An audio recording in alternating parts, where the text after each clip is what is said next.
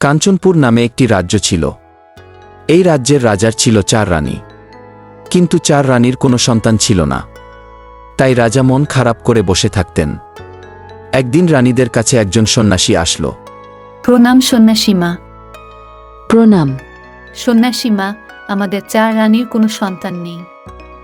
মহারাজার খুব মন খারাপ, দয়া করে আমাদের সাহায্য করুন।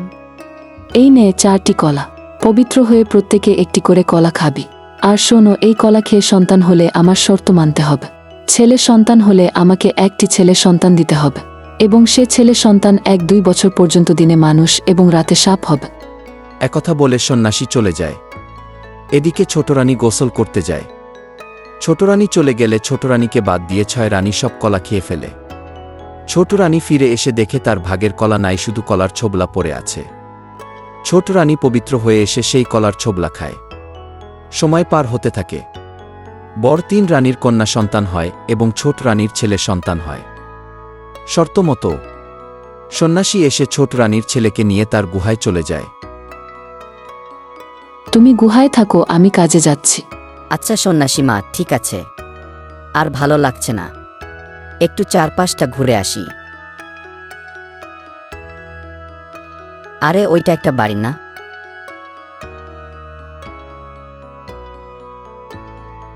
একই একটি মেয়ে ঘুমিয়ে আছে। কে তুমি? আমি চন্দ্রপুর রাজ্যের রাজকুমারী। আর তুমি? আমি কাঞ্চনপুর রাজ্যের রাজকুমার। আমি এখান থেকে যেতে চাই, আপনি কি আমাকে সাহায্য করতে পারবেন? তাহলে শুনো, আগামী অমাবস্যার মধ্যরাত্রে সন্ন্যাসী তোমায় তার মূর্তির সামনে ভক্তি দিতে বলবে। তুমি যদি ভক্তি দাও তাহলে সন্ন্যাসী তোমায় বলি দিয়ে অমর হয়ে যাবে। তাহলে উপায়? উপায় হলো, তুমি বলবে, সন্ন্যাসী মা, আমি তো রাজার ছেলে, ভগতি কিভাবে দিতে হয় তা আমি জানি না, দয়া করে আপনি একবার দেখিয়ে দিন। আর যেই সন্ন্যাসী ভগতি দিতে ধরবে, ঠিক তখনই তুমি ওকে বলি দিবে। এরপর ওর হাতের তসবিটা চেপে ধরবে। সন্ন্যাসী মারা গেলে তুমি আর আমি এখান থেকে যেতে পারবো। আচ্ছা ঠিক আছে। এরপর রাজকুমারীকে ঘুমিয়ে রেখে রাজকুমার আবার গুহায় চলে যায়। এরপর সেই দিন আসে যেদিন অমাবস্যা। তুমি দেবী মাকে ভক্তি করো। সন্ন্যাসী মা, আমি তো রাজার ছেলে, ভক্তি কিভাবে করতে হয় তা আমি জানি না, আপনি একবার দেখিয়ে দিন।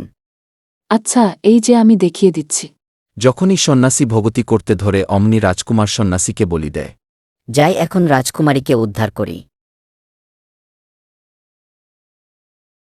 আপনাকে ধন্যবাদ। আপনাকেও ধন্যবাদ। এখন আমাদের নিজেদের রাজ্যে ফিরে যাওয়া উচিত। হ্যাঁ, তুমি ঠিকই বলেছ। চলো আমরা আমাদের মা বাবাদের কাছে ফিরে যাই। এরপর কাঞ্চনপুর রাজ্যের রাজকুমার এবং চন্দ্রপুর রাজ্যের রাজকুমারী তাদের নিজের রাজ্যে ফিরে যায়।